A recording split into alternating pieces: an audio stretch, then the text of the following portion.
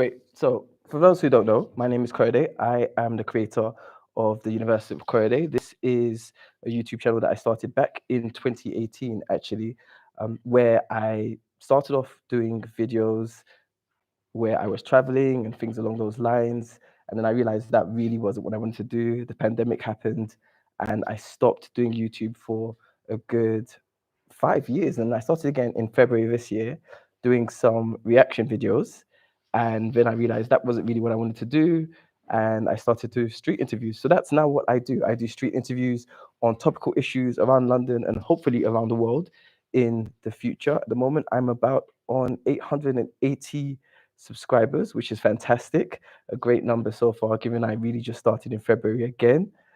So, first of all, thank you for everyone who is watching this and everyone who's been a part of the journey so far. It's been a lot of fun, challenging, but a lot of fun. Just going over some of the highlights of the year would be, I guess, the first big viral video that I had, which was what do South Koreans really think about the UK and Brits, which at the moment has about 28,000 views. So that was a really fun video to um, make. And then also the comments on it, the engagement that people had, I think was really fantastic. So thank you for everyone who watched that video. I had a few other videos that have done quite well, but not as well as that video. I think anyone who's watching this either live or over the replay, please let me know what it is that you valued from the videos that I've had and what kind of videos you'd like to see on street interviews in London or further afield. Just some background about me. I've done a lot of work in international relations, so with lots of different students from lots of different countries around the world, lots around events as well.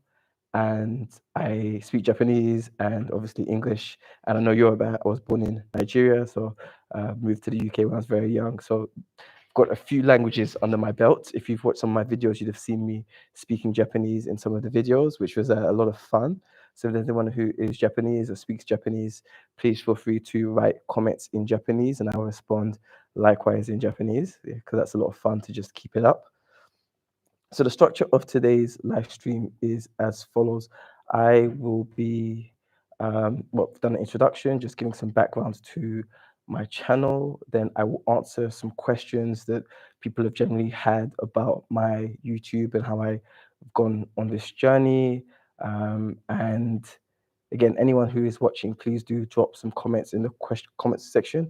I'll also be joined by one of my friends, a Korean named Daniel, who took part in a couple of interviews, actually, the most recent interview on the channel about what people get wrong about South Korea. So he will be joining the live stream, answering some questions, which will hopefully be a lot of fun. And I'll give some shout outs to people who have been very engaged in my channel, who've been commenting multiple times. And then, yeah, hopefully there'll be some more people who join the live stream and it will get some people who also give some more comments or questions. And then, yeah, just talking about the benefits of being a part of this channel and how we can build it and make it better. Okay, great. So let's go to some questions that have generally come up for me. So let's see.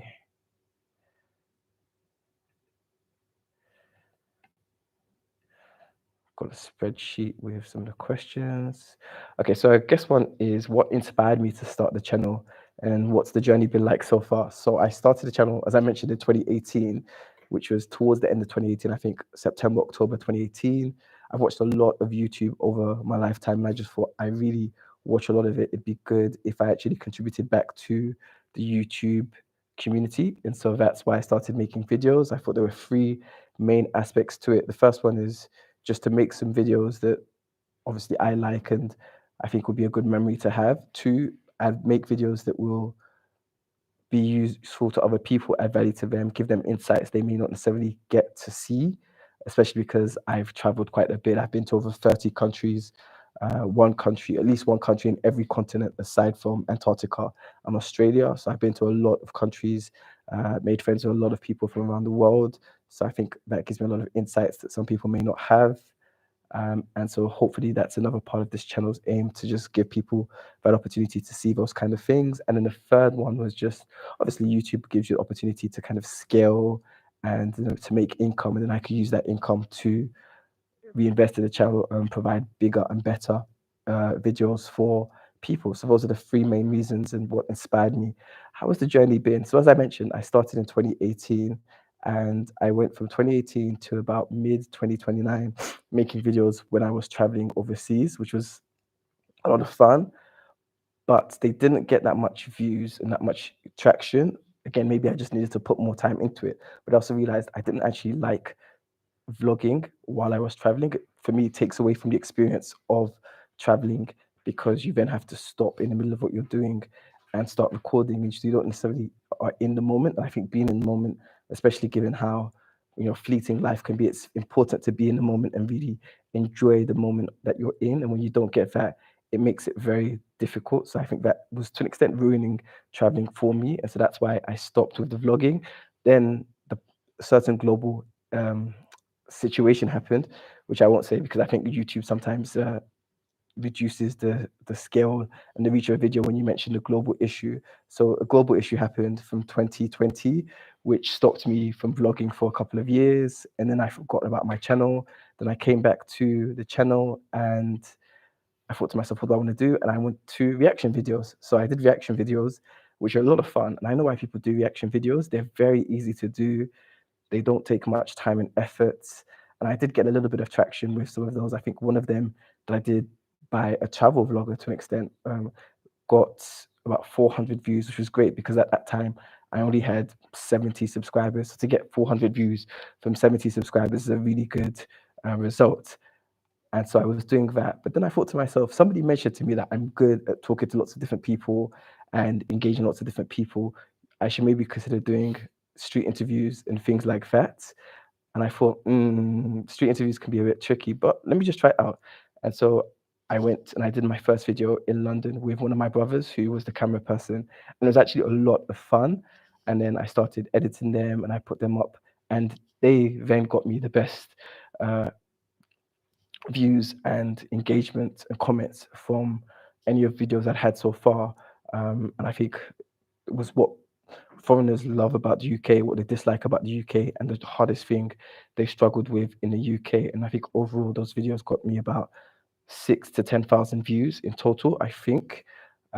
So that was a really good result. And so I realized, okay, street interviews have something to them, and there's so many different topics that you can cover in street interviews. So then from there, I started doing more of street interviews, and yeah, that's been my channel since about that time. Lots of street interviews since then. I'm up to 150 odd videos, which is actually a lot of videos. But I have one or two main videos a week, and then between that, I put either some shorts or some shorter versions of the long videos because I know sometimes people don't like to watch longer videos.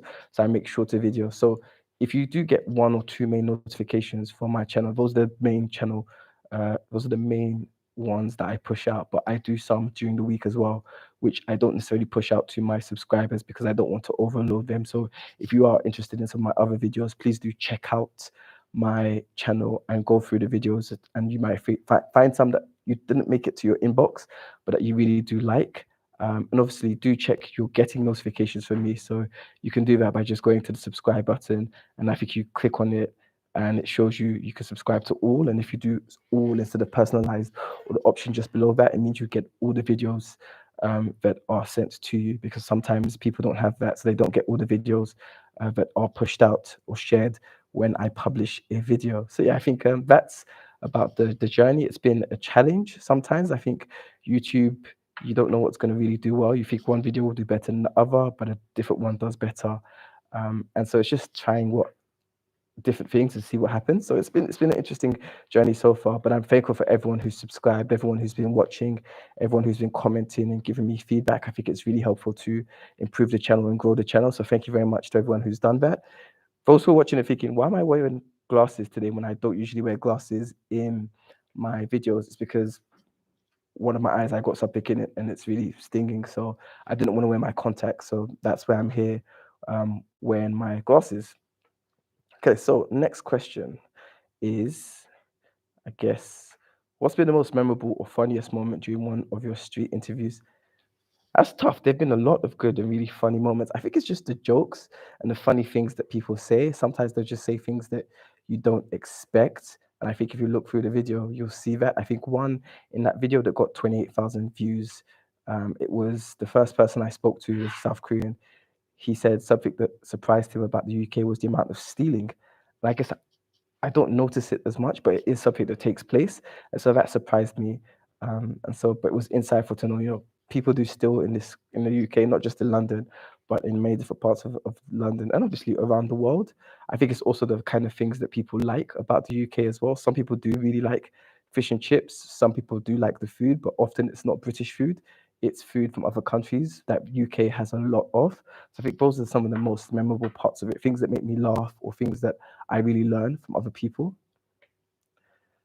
So the next one is, if you could interview any celebrity or famous figure on your channel, who would it be and why?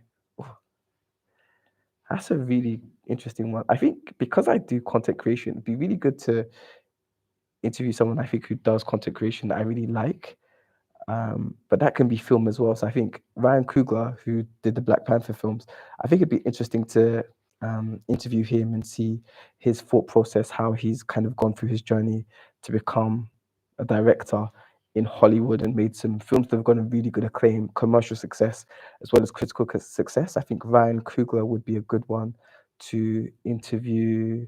Um, Trying to think who else. Anyone really, I guess, who I think does really good community work, helps people in really profound or simple ways that's making a difference. I think I'd like to interview them. So if there are any that come to mind, please do put it in the comment section, and who knows, maybe one day I'll get to interview them. So the next one is, what's one piece of advice you'd give to someone starting their own YouTube channel? Well, I'm still very new in my YouTube channel journey, so I'm not really sure what I can give. But I guess from my experience, it'd be consistency. I think I do try to put out at least one video a week, if not two, and I think that's really important because if you don't do that, people wonder what am I subscribing to when I don't get any videos from this person. They post once a month or once every couple of months. Now, obviously, if your videos are just amazing production quality and they take months to make, and then each one comes out and it gets really good traction, you will get subscribers either way. But let's be honest, most of the people who start YouTube aren't experts in making videos that really engage people. So you get better through making lots of different videos, making more videos. That's my advice. Just be consistent, keep making videos, think about not just what you want to do, but what also people will find value from, and then the overlap between those two, what you want to do and what people find value, those are the videos to put out. And it's still something I'm working on, but I think that's my piece of advice to people. Thanks. Next one is, how do you come up with unique ideas for your street interviews and topics? Honestly, nothing is really unique in my opinion. So a lot of it is research, seeing what videos other people have done. So I think I'll give a shout out to the likes of, say, Takashi from Japan, K Explorer, there's Arnaud from France, who's based in the UK. So those three, I think, do street interviews that I really like. So I think I've taken some inspiration from them. And then it's just thinking about what things do I know that I can do. So, for example, I speak Japanese. I've got a good number of Japanese friends. So I go to Japanese meetups, meet Japanese people, and do interviews with them because that's something that's unique to me. Likewise, I have South Korean friends. I've been to South Korea a few times. So I'll go to South Korean meetups and do that. Obviously, I live in the UK, so I can interview lots of British people about different topical issues. So I do that. So it's just using what I know and then interviewing people around that. So it's really straightforward in that way. And that's how I get my inspiration for ideas. But I'm always looking for more inspiration. So if people want to put comments in the comment section about what kind of things they think would be good for a video, let me know and I will do that, hopefully.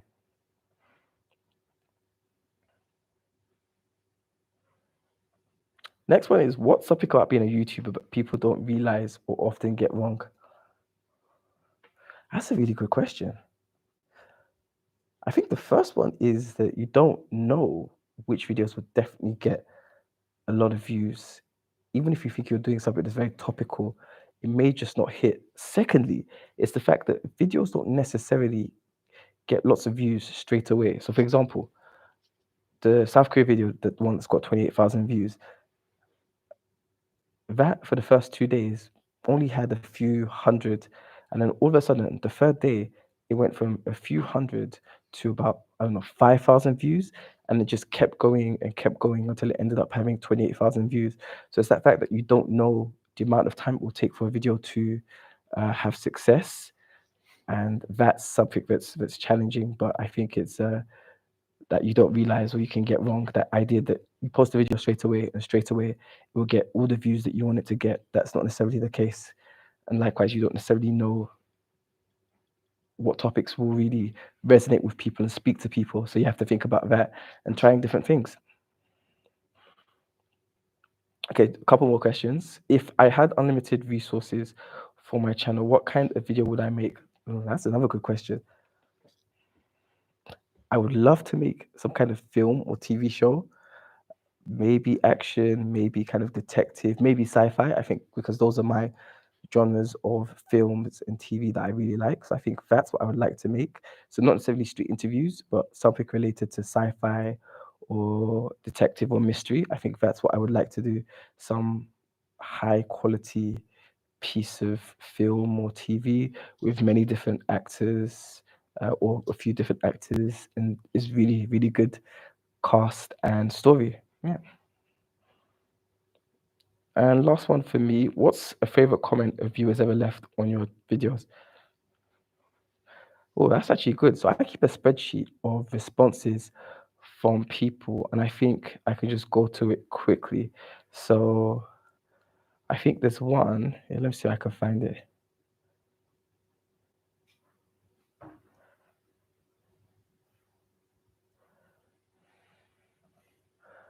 Where is it? I think it was not too far away, not too far ago. Where is it? Which one is it?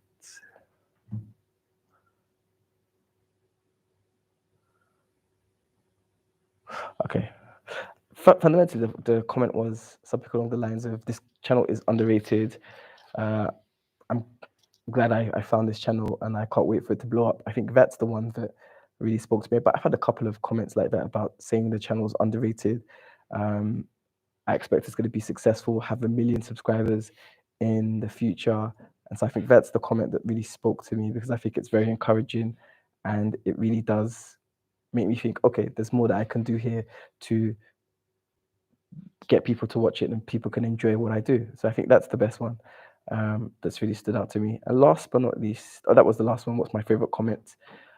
So yeah, I think those are the questions. I think hopefully that would have been helpful to a lot of people. So moving on from that, don't really have anyone who's got any comments or questions at this point in time. So as I said, I've got my friend Daniel here, who is a student studying from South Korea. So I'm gonna ask him some questions, and yeah, hopefully, yeah. So I'll just pass to Daniel. So if you want to introduce yourself, Yeah. Daniel. Sure. What's your No, you can just look at the screen. That's fine. Yeah. Hello, my name is Daniel, and I'm from South Korea. And I currently go to UCL, and I came back from military service. Yeah, that's pretty all for my introduction. Great. And how long have you been in the UK overall? Overall, 2 years. 2 years. 2 years. 3 years. 3 years. Okay. Okay. So going into some questions. Mhm. So what's the most surprising or funniest thing you've experienced in the UK as a Korean? I actually have one question. Yeah. Why all English stand outside at the bar? Uh-huh. Why they're not go inside even during the winter? Even hold the cold beer. Why they talk outside? That's an interesting question. Yeah. Does that not happen in South Korea? Do people always just we stay? all just stay inside, especially during the winter. But can you not drink outside the bar? No, only when they smoke outside. So you're not allowed to go outside the bar and drink? No. Okay. So maybe it's a different law, because in the UK you can, if you're right next to the bar, the pub, drink outside or smoke. But yeah, I don't know why. I don't like the cold myself, so I don't know why people do that. But I think sometimes they just want a change of scenery. Anyone who's watching this video, either live or in playback, please do say why you go to pubs and you stand outside, because yeah, I've never thought about it, but I do find it interesting. Some people go outside to smoke, obviously, but the others, I think maybe they just want a change of scenery, or they like being outside while they drink. I'm not sure. But yeah, hopefully we'll get some questions. So that's the funniest thing or surprising thing. And also, why many English tend to stand in line, like the long queue, but before they get into the store. Like, for example, in South Korea, we don't take a line. If there's a long queue, then we just skip the store or restaurant. Okay, But I saw so many people waiting for the queue. I don't know why. that's interesting. Why people stand in queues? Well, queuing is meant to be a stereotypically British thing. So I think there's that. Um, Also, I think it's just because it's orderly and whatever's in the store, they really like the store, and Oh, they want to go to the restaurant or they want to go to the store. But I see. I'm sure there must be some restaurants in Seoul where people or places where people will stand up for ages, especially Yeah, tourist there should be, spots. yeah. Yeah, yeah. That's interesting. Okay, that's nice. So queuing and why they're outside Outside. pubs. Well, yeah, that's actually really interesting. Those are cool. I've never even thought about the first one, the pub one. Yeah, okay. Okay, moving on to the next question. Okay. If you could bring one Korean tradition to the UK, what would it be and why? Korean tradition. Mm, could it be food as well? Yeah, absolutely. I would definitely bring kimchi Keeps because whenever I eat English food in here, especially fish and chips, I feel really oily when I eat a lot. okay. But when you eat kimchi, then it removes everything. Like it Mm. removes oily taste at all. Oh, So I would definitely like to bring kimchi. okay. So you just have kimchi along with pretty much any food like fish and chips Oh yeah, and yeah. ah. Have you tried kimchi? I have tried kimchi. I'm not. I think it's cabbage, right? It's like It is spicy. cabbage, Yeah. but it also depends on who make it Okay. and where it produces. Okay. You should try a really good one. You think I haven't had really good kimchi? You think that's it? I don't know, but Okay. have you tried a really good one? I don't know. I've had different kimchi, but I think because I've had it and I'm not loved it, Oh, I don't try it anymore. So there probably are better kimchi have you places. tried oyster kimchi? No, that sounds good That because is of the my favorite oysters. oyster Okay. kimchi So is it just kimchi with with oysters? oysters. Yeah. Ah, sounds expensive. I don't know, but it we can buy it in New Malden. Do you know New Malden? Ah, okay, okay. But you don't live in New Malden, do you? I don't, but You go all the way to New Malden. you remember Philip? Yeah, His yeah, yeah. family lives in New Malden, so I often go there, Ah, and they okay. provide some oyster kimchi. Ah, okay, okay, okay. That makes sense. Yeah, so New Malden has a big Korean community. Korean community. And I heard it was because I think the Korean embassy used to be in New Malden or something like I that. think you know Or Samsung, right? The yeah, Chinese company. yeah. I think their department's located near New Malden, so many Ah, Samsung related employees live there, and okay. also there are many North Koreans who immigrant to UK lives in New Malden. Yeah, Really? you can hear a lot of like North Korean language. Is North Korean language very different to South Korean language? It's not very different, but the way we speak is a bit different. Okay. Like the English in Scotland, Ah, the okay, English okay. Okay, okay. not So very it's like different. that. Okay. So accent and maybe a Accent, few words here few and words. there. Yeah. Because in Scotland they'll say stuff like I can't, which is like I Mm, can't not. I really? cannot. Yeah, yeah. Okay. I can't hear you or something like that. Which is like I can't hear you. Um. So you're saying it's like that between North and South Koreans. Mm. Oh, that's interesting. So have you met some North Yeah. Koreans before? Yeah. You know, I used to play football like 2 years ago, Okay. and I could hear like I could only hear North Korean in K drama, Okay. not in real world. Okay. But suddenly, I recognized the people who speak North Okay. Korean language, so I Wow. was very surprised. Okay. I couldn't really ask specific about their life. Okay. Yeah. So do you have any North Korean friends, or it's just that you were No, hanging out with? just No. no, I'm not Okay. really close friends. Okay. Okay. Okay. But you've met someone that had a Yeah, talk with I them. met some. What's been your impression of them that you've? I think you haven't met any of them in South Korea. You met all of them in the UK. In UK. I was Okay. very surprised. You know, it's like it's impossible to meet North Korean as South Korean. Of But course, that makes sense. luckily, as I came to London, uh, like I had good experience. Like I don't know whether it is good or not, but you know, if I could have an opportunity to talk deeply about their life, then it could, you know, make me fun and you know. But as we couldn't really have deep conversation, so Uh-huh. What have you heard them speak in English? Do they? Have you? No. no, You've only only Korean. only Korean. Okay. Oh, so that's really interesting because I don't think I've ever met a North Korean in my You life. can meet there So are many it's in North New Koreans Malden. Yeah. In who created the restaurant, who founded the restaurant in in New New Malden. Malden. Yeah. Okay, that might be something I need to do. Go to New Malden to interview some North Koreans. Problem is, Oh yeah, that makes sense. New Malden is a bit far away from me. But yeah, yeah, yeah, Oh, Yeah, but I could travel to New Malden, I guess. Anyone who wants to see some interviews with North Koreans, please let me know if you're interested enough and there's enough interest. Then yeah, maybe I will do that. I will interview some people from New Malden. And some North Koreans from New Malden. Okay, well that's really interesting. Okay, so you'd bring kimchi to the UK or like in Yeah. different real meals. Right. Yeah. Okay. Nice. That was the original question. What's a Korean food that you think British people will either love or hate, and why? Love. I think my favorite Korean food is BBQ. Yeah, With yeah. like either pork or beef.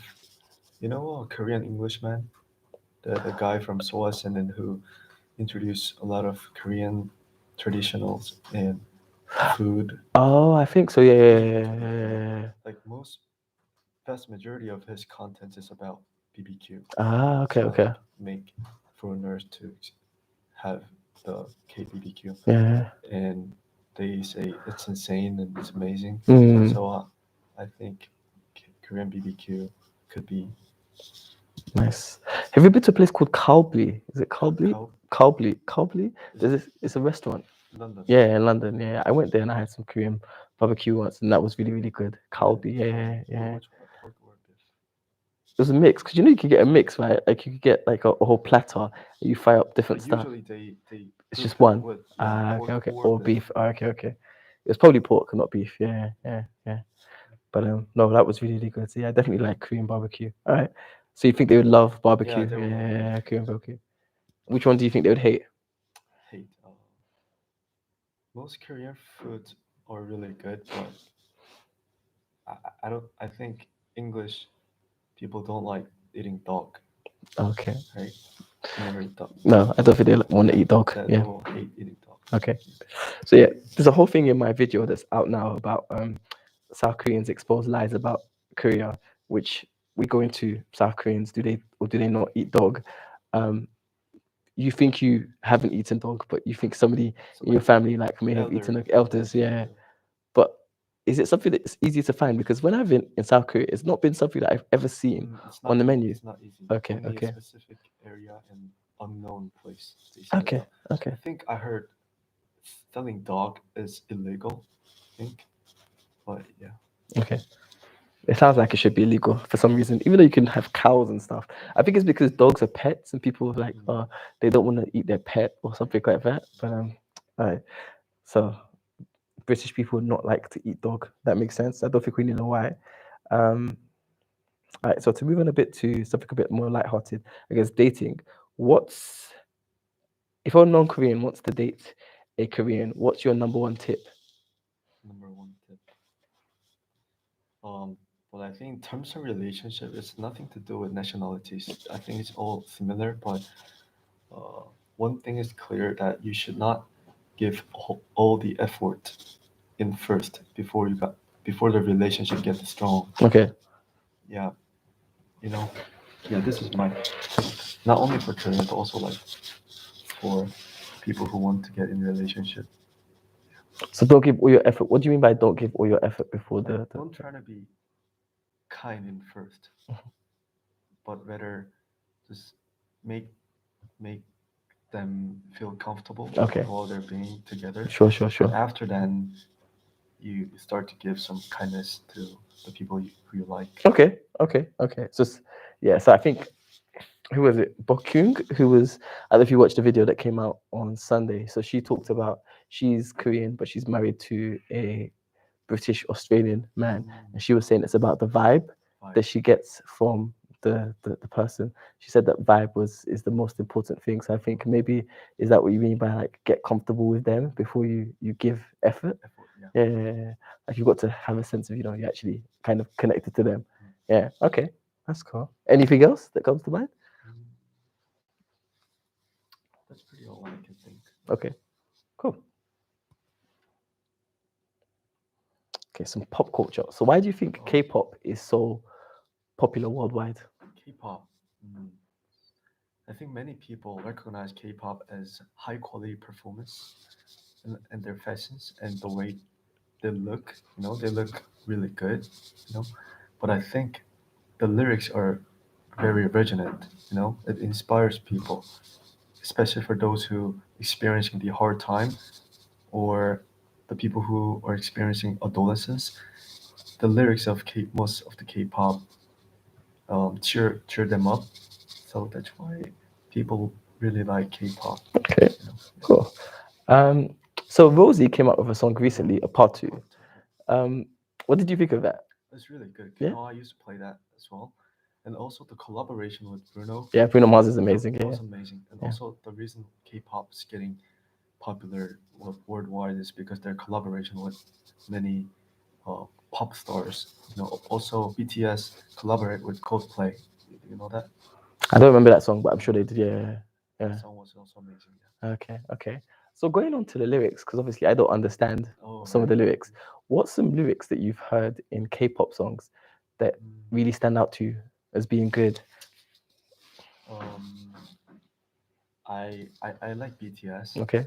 but they one of their songs called "Love Yourself."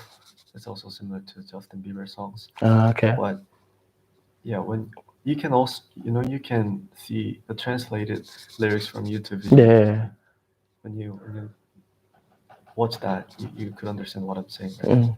But do you remember any lyrics from a Specific BTS song? lyrics? Yeah, that stood out to you? No, I don't remember. the No, lyrics. not from any K-pop song. Oh no. No. Okay. Okay. Fair enough. I got to be honest. Somebody asked me to say some lyrics from a song. There are a few that I could recommend. Not from K-pop. I mean from music that I listen to. But yeah, yeah. But fair enough. I guess sometimes people just listen to songs so they don't necessarily remember the lyrics, which is fair. Okay. So you talked about shocked or being surprised by people being outside pubs when they're drinking instead of being in the pub and queuing up for places. But aside from that, I guess what's the biggest culture shock you've experienced whilst living in the UK? Culture shock. I think I mentioned before, like the other videos. I think the jaywalk. Oh yeah, you didn't mention that. No, you didn't say There jaywalk. is. No. But why did government allow people to do it? Do they not jaywalk in South Korea? No. No. It's Okay, illegal. it's illegal. When police caught, then they have to pay for it. I've got to be honest. When I was there, I always, because obviously from my experience from traveling, like I said, I've been to over 30 countries. Is if you travel to another country, pay attention to what other people are doing, and as best as possible, as long as it's not dangerous and doesn't seem wrong to you, follow what other people do. So that's what I do when I travel. So when I was in Japan, jaywalking is not a thing there. And I remember the first time I was at traffic lights, and there were no cars, but nobody else was crossing. I thought to myself, what's going on? But because nobody else was crossing, I followed the rule because it wasn't something that was dangerous. So likewise, when I was in South Korea last year, you're right, nobody was jaywalking, but I just naturally followed it as well. So I don't know. You should cooperate because in the US, jaywalking is illegal, but for some reason in the UK, jaywalking is not. It's not illegal. It's not illegal at all. And I wonder how many accidents there are per year from people jaywalking. Hopefully, not too many, but yeah, There is one benefit from jaywalk. Like when there's a signal, people only pay attention to the signal. They don't pay attention to the cars. But in here, people pay attention to the cars. So I think the accident here could lower than the that's the accident in South point. Korea. So, yeah. That's the point because when you pay attention to the signal, you may just start walking, even though there's still a car coming. Right. Whereas if you jaywalk, you only jaywalk because you think it's safe to Right, cross, oh. and so you're always paying attention. I've never thought about it like that. Yeah, that's a good point. We're probably more aware of cars Yeah. because we jaywalk here, but we should probably just not jaywalk. But for some reason, like since I was a child, I saw as a child other people jaywalking, and so I just followed suit as well. Sometimes dangerously so. Like I will run across the road just before a car's coming, which please don't do that. It's a very bad idea to do. But yeah, I don't know why we jaywalk here, but yeah, people do find it strange, and I do wonder if they'll ever change the laws. It'll be interesting if they do. Yeah, that's an interesting one. Okay, and I guess the last one, if you could create a UK Korea hybrid dish, what would it be? And what would you call it? What could be? What is UK traditional food these days? fish and Fish and chips, Yorkshire pie, cottage pie, What is that? Sunday roast. Sunday roast. Yeah. Oh, What else? I guess if you're looking at Scottish, then you got haggis. You've got those kind of things. I So enjoy eating fish and chips and Sunday roast. okay. But as I mentioned before, the kimchi will probably well mixed when they eat together. Okay. So could it could happen like mixed with kimchi and fish and chips, also with Sunday roast. Yeah. It Okay. removes all the oily taste. Okay. So Okay. you can eat whatever Okay. you want. So you just always want kimchi to be there. Yeah. You know, you're very much falling into the stereotype of South Koreans love kimchi. Oh, But that's fine. That's fine. I'm not saying it's a bad thing. But remember the video we did? I asked you, yeah, how much do Koreans love kimchi? And most of you said yes, Koreans do love kimchi, but there are some that don't because it's spicy or they like less spicy kimchi. It's just your love of kimchi is really Yeah, do I do it's inspiring. Yeah, it's like I don't think not British food that I love. Nigerian food. There's some Nigerian food that I love that much. Like you seem to love kimchi, but I don't think there's any real British food that I like as much as that. Aside from desserts, I do like British desserts like custard and different egg cakes. tart, egg tart. Egg tart, normal. I like jam tarts. I like jam tarts. Yeah, and I like Mr. Kipling's cakes. Yeah. So I think those. I think I'm more of a dessert person than actual food when it comes to British food. Yeah. Is there any Nigerian restaurant in London? Oh, there are lots. There are lots of Nigeria. So there's one on like Oxford Street called Enish, Enish, Enish. Yeah, yeah. If you like spicy food or you can manage spicy food, then I recommend Enish just because it's an easy place to go to. But their prices are a little bit expensive, but a little bit. But there's also another place that's a high quality, a high end one called Ikoyi. Yeah. Is it all based rice or? They've got lots of different stuff. So they've got rice, they've got like cassava, which is a bit like a flour thing that you pound up into a ball and you eat with different sides, like soups and things. So there's yam as well. So it's not just rice. Well, rice is a staple, but there are lots of other things aside from rice when it comes to Nigerian food. But yeah, we should go maybe sometime and get some Nigerian food. I'd see your reaction. That could be a funny video. My Korean friend tries Nigerian food. Yeah. All right. Anything else you want to add about, I guess, your experience living in the UK as a Korean? You know what? The sad thing is, nowadays I only go to library in home. I couldn't really enjoy like London life. Yeah. You know, even today, it's the last day of 2024. Mm. I still went to library and then came to meet you. Yeah. Yeah. So. Do you have a lot of schoolwork, university work? Yeah. Yeah. Okay. Well, wish you the best. Fighting, as you said the other day. Yeah, fighting. All right. I think that's about it. I know you have a YouTube channel. Let's talk about your YouTube channel. So I guess also, how many videos do you have on your YouTube channel? Like 10. videos. Okay. Some shorts. And some what? Shorts. Okay. Yeah. And what's got the most views? Is it your shorts? Shorts. I got like. Oh, but you know, shorts get a lot of views. Yeah, they get a lot of views. Yeah, it's annoying. I don't like it because it doesn't get you watch hours, and so watch hours is really what gets you income when it comes to YouTube. So although you're getting views and subscribers, because it does get you a decent number of subscribers at times, it doesn't get you what really brings you income from YouTube. But I guess it's nice to have people watch your shorts as well. I mean, I can't complain. They will come to your video. That's what you hope. That's what you hope. But there's a lot of argument about people who watch short videos don't necessarily watch long form videos, and likewise, well, actually, I feel more people who watch long videos will also watch shorts. But there's the idea that people who watch shorts, like the people who just exclusively watch shorts or mostly watch shorts, so that means it's hard to transfer over. Yeah.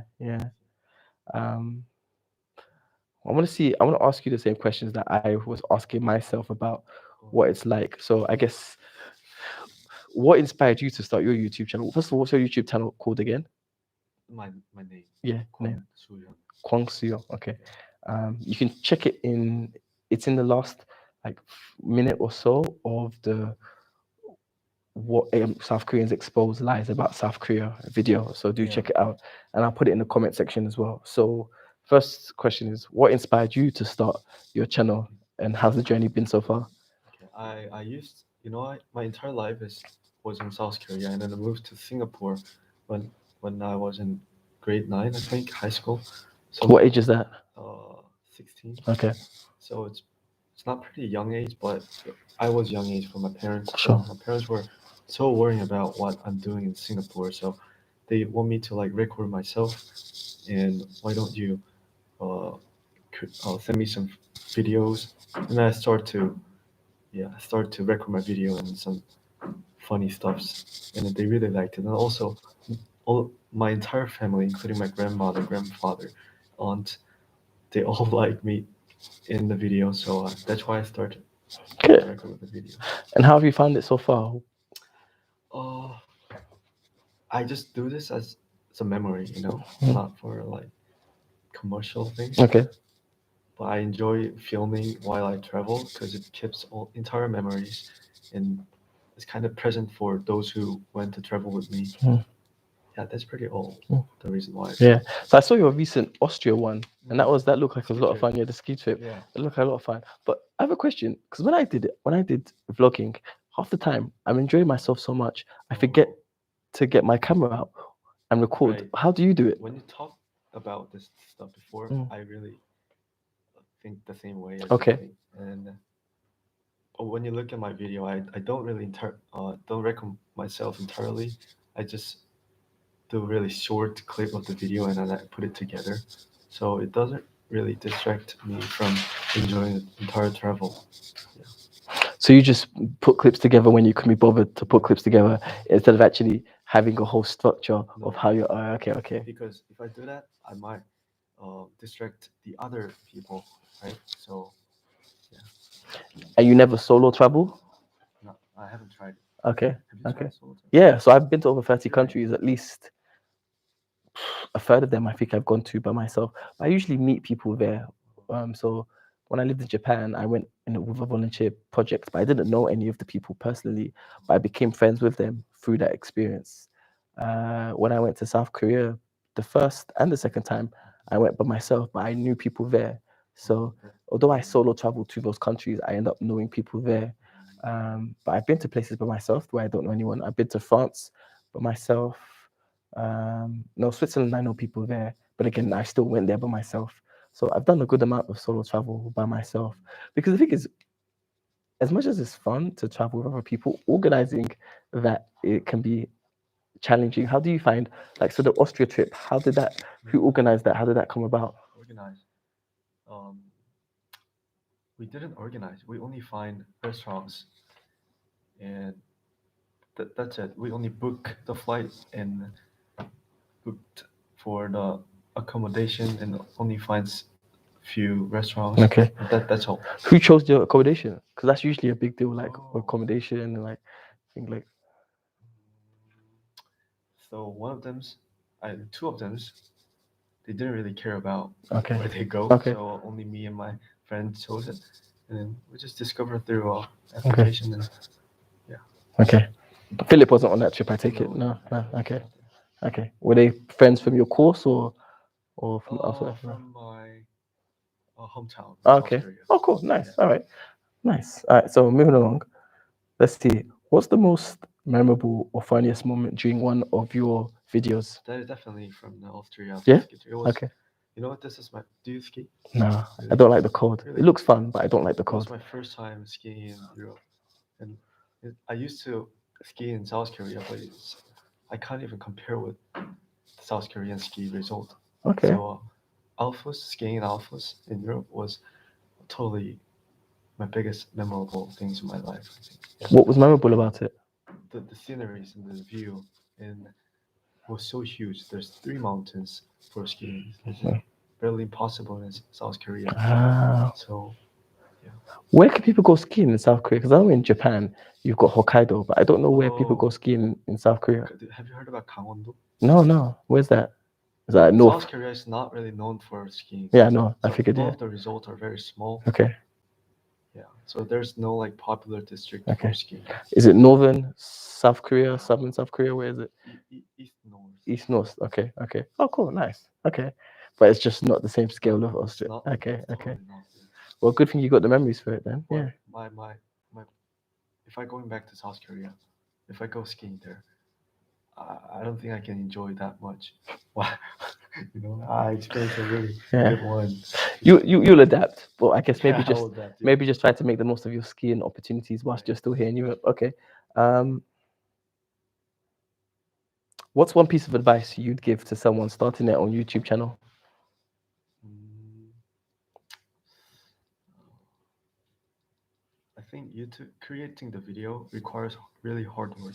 You know, I also did some of the editing, but it takes a lot of times. Even I don't even include the subtitles and specific emotion, like effect on the video, but still it takes a lot of time. You have to be bear with this, and you should not give up until your first video to be popular. You know, it's called algorithm, and definitely should enjoy. You know, if you're not enjoy making video and meet people and filming video, then it's a tragedy. You know. So, Nah, I hear what you're saying. Because I think for me, I don't enjoy the editing part as much. If I do enjoy it, then that's not a good thing for me because it means I'll spend more time editing than I probably should because I'm loving it so much. And so it just means I'm trying to get it perfect. But the enemy of the perfect is the good, which means sometimes you just need to put what's good enough instead of trying to get it perfect because nothing is going to be perfect. So, but I do enjoy the filming part. The filming part is fun, but the editing part takes so much time and effort. And I also enjoy thinking of videos as well. So yeah, I know what you mean. If you don't enjoy at least a good amount of it, it's going to be very hard to continue with it. So yeah, make sure you're picking something that you can see yourself enjoying for a good while. Yeah. which software do you use? Oh, that's a good question, actually. I use CapCut and Final Cut Pro. So CapCut allows you to do auto captions, but it's £10 a month. And Final Cut Pro allows all of the kind of special effects and things like that. So you use it in Mac or? Yeah, Mac. Yeah, Mac. Yeah. But CapCut is available on any. Yeah, I heard about but it. Final Cut Pro is only Mac. Yeah, it's only Mac. But other people use Adobe Premiere Pro. I tried using it originally when I first started, but it just wasn't intuitive. I find I don't like to give Apple any credit, but I found Final Cut Pro to be far more intuitive than Adobe for me, anyway. Um,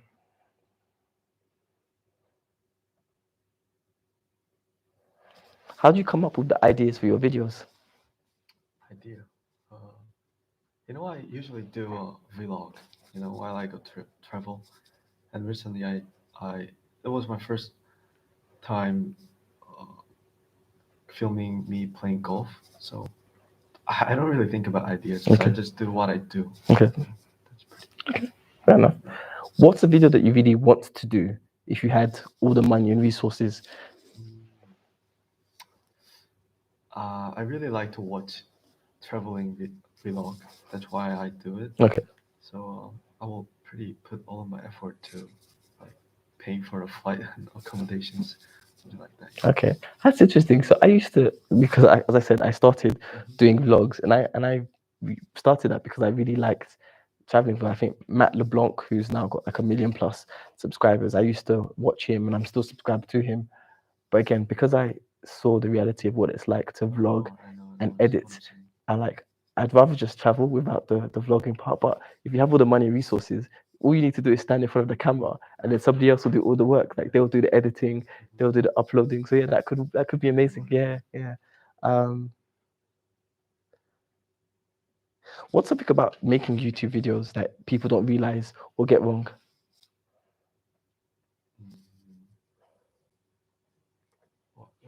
What could it be? Can you be more specific about? What comes to mind? So anything that you've realized as a result of doing YouTube that you didn't realize before, or you had a misconception about, you thought would be different than how it actually is? It's definitely editing part. Okay. You know? I didn't know the people put that a lot of effort to the editing. So you know, making 5 minutes video takes like 5 hours editing. So that was my biggest misconception.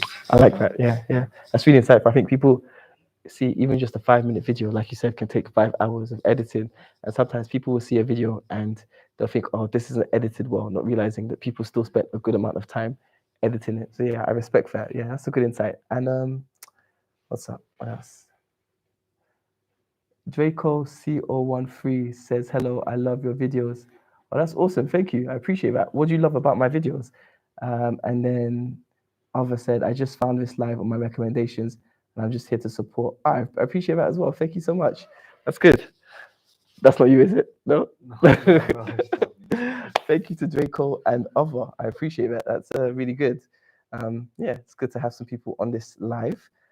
Please do put any comments or things that you like about my videos. I think we'll be going for about another 5-10 minutes and then we'll be bringing it to an end. So anything that you can think of before then. But again, shout out to Draco173 and Other for your fantastic comment. Thank you. And anyone else who may join as well. Thank you. So last question about your experience of YouTube. I guess, have you ever had a favorite comment somebody has left on a video of yours? You know, mostly my comments are consist of my family. Okay, So okay, my dad or my mom said, okay, "Well, wow, it's an incredible video." okay. Yeah. You ever had any people who aren't your friends or no? Never, No never. strangers so far? No. Okay, well, I've given you a compliment. I really like the Austria Really? one. Yeah, the Austria one was really fun. Yeah. So yeah, like I said, you should add subtitles. You can use maybe Okay. CapCut or something. What about you? What is your favorite? Oh yeah, the one I said where people have said to me, "You have great videos and your channel is underrated," Oh, and I think right, you'll your get channel to. is actually really underrated. Thank you. You're making me blush. Black people can blush, just in case anyone doesn't realize. Black people can blush. Yeah, yeah. Although it doesn't show as much in our face, but we can blush. I think I appreciate that. Yeah. I'm trying that. I'm trying that. But I think it's hard to sometimes appreciate the fact that Oh, you've right, I got know, so I many people understand. already watching. Like you've got 800 people plus who are subscribed to you, which is actually a huge number. But sometimes we take that for granted. And obviously we're aiming for, tens of thousands, hundreds of thousands, millions.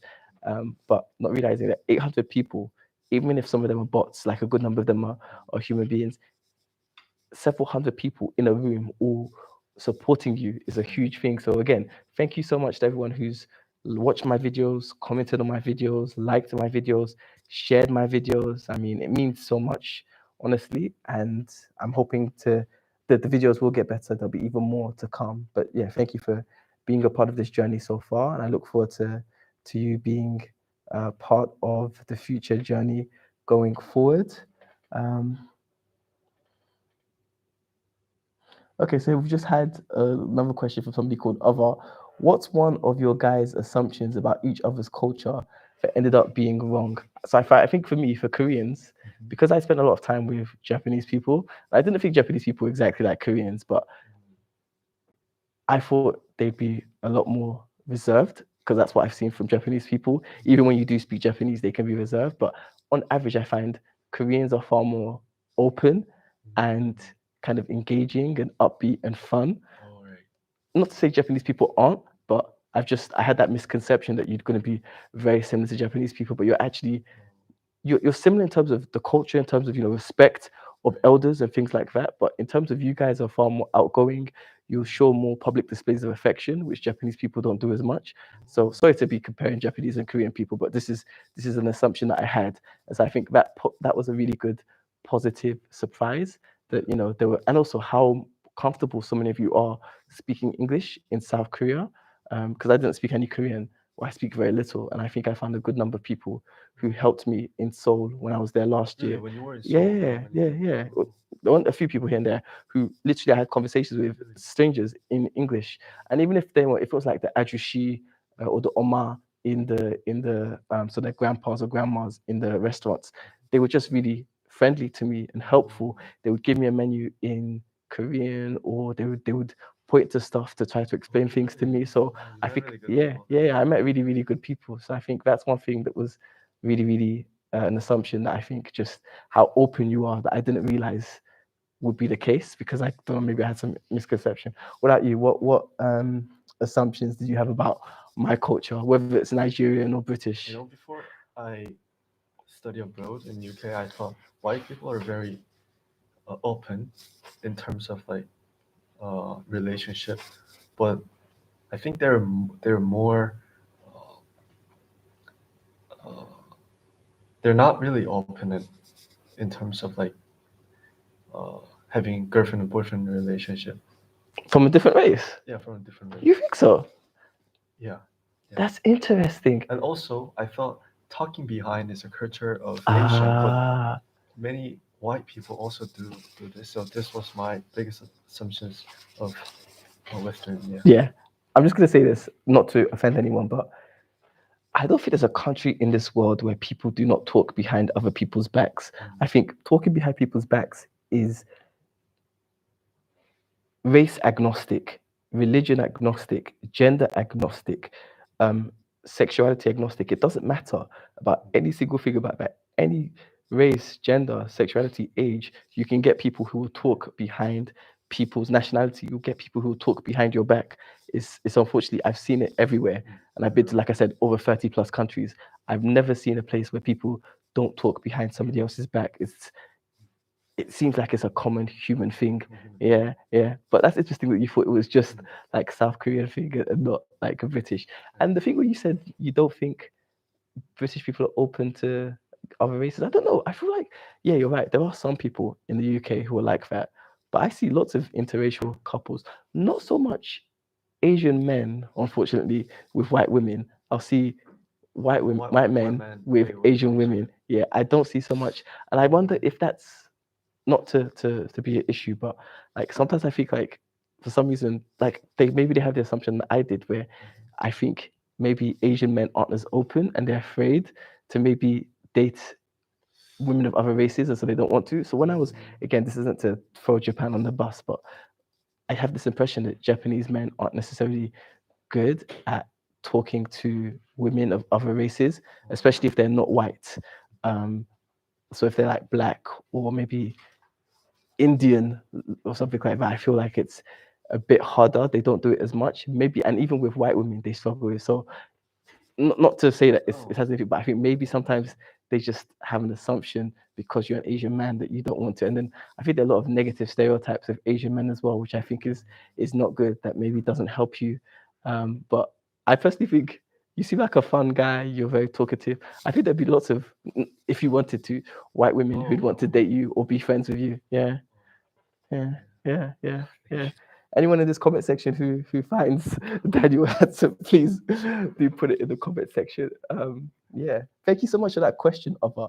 I think that's a really good one. I never really thought about that. So yeah, I think we're coming to the end of this live stream. I don't really have much else to say aside from I want to give some shout outs to people who have been regular commenters on my videos. I think it's important to do that. So Miss Mia B has commented the most across all of my videos. I tried to go through, I think I've got something like 400 plus comments, and I was able to go through about 200 to 300 of the comments to see people who had commented regularly. So Miss Mia B is my top commenter. So shout out to Miss Mia B. I appreciate your support always. I think after that, we've got E1, Gary E I1S, who's often positive. He's the next top commenter who's often says, really enjoyed this video. Koreans are great. He loves Seoul. Seoul's an awesome city. Great videos. Keep up the great work. So thank you, Gary EI1S. Moving on from that, we've got Cinnamon Roll Cherry. So I think that's somebody met at one of the I met at a anime and gaming convention. So shout out to Cinema Roll Cherry, who's been very supportive as well.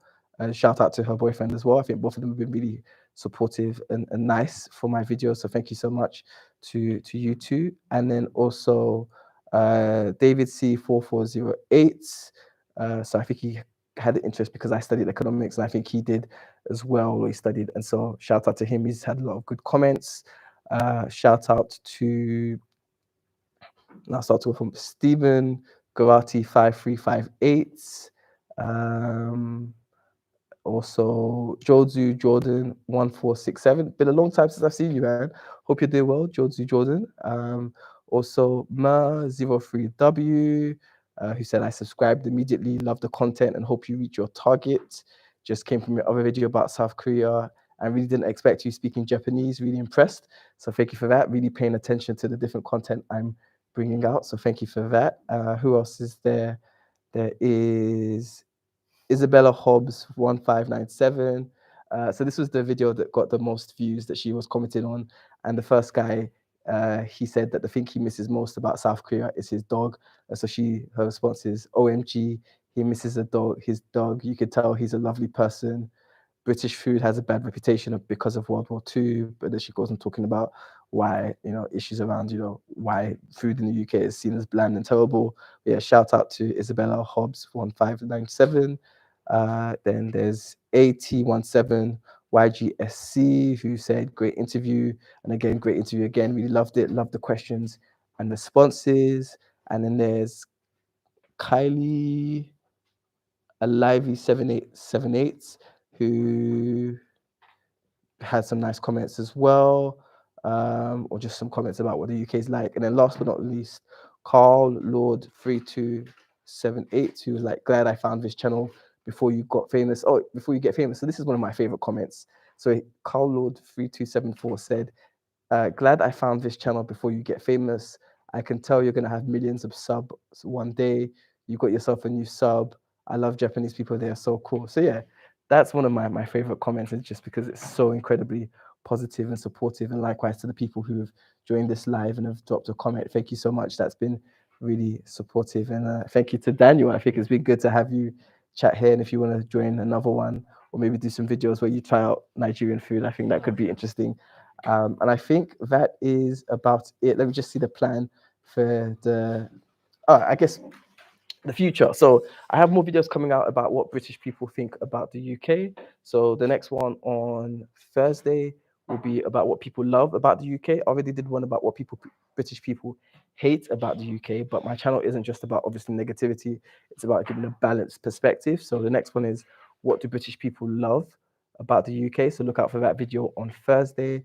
Then I have one where I ask couples how they met. I think that's going to be a really fun video. I was surprised by a lot of the responses. It did make me think that, sometimes we think, does love exist? But this video, hopefully that's coming out, will inspire some people in terms of relationships. What else?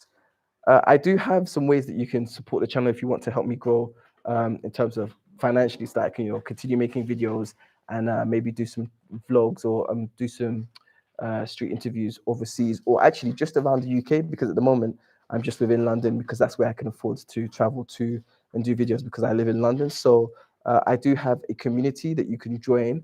There's a join button if you're already a subscriber, as you can see, and I offer different subscriber or community benefits. So do look at those. They range from $4.99 to like $19.99 or so, and they really make a difference in terms of helping the channel be sustainable and continue to make videos that help you and benefit you and help other people and that you enjoy. What else is there? And I also have a Patreon where I provide language support. So as I said, I speak Japanese. So people who want to learn Japanese, if you want to learn from somebody who's been there, who's done that, who's got lots of Japanese friends, teach you how to also do street interviews if you're interested. So please do have a look at my Patreon or the community join button on YouTube. And yeah, the aim is hopefully we've got one more day. It's New Year's Eve. I want to, if I can, get to 1,000 subscribers either by the end of today or by the end of the month, hopefully by the end of the first or second week of January. So if you guys can help to support just by clicking that subscribe button and doing notifications as well, so you get the notifications for me, that's really, really helps the channel to grow. And yeah, just keep being awesome. Thank you for your support, and I'm wishing you an amazing new year, amazing 2025, where as many as your dreams come true. And yeah, that's about it. Thank you so much, and all the best. You want to say goodbye? Peace. All right. Happy New Year. Happy New Year. Happy New Year. Awesome.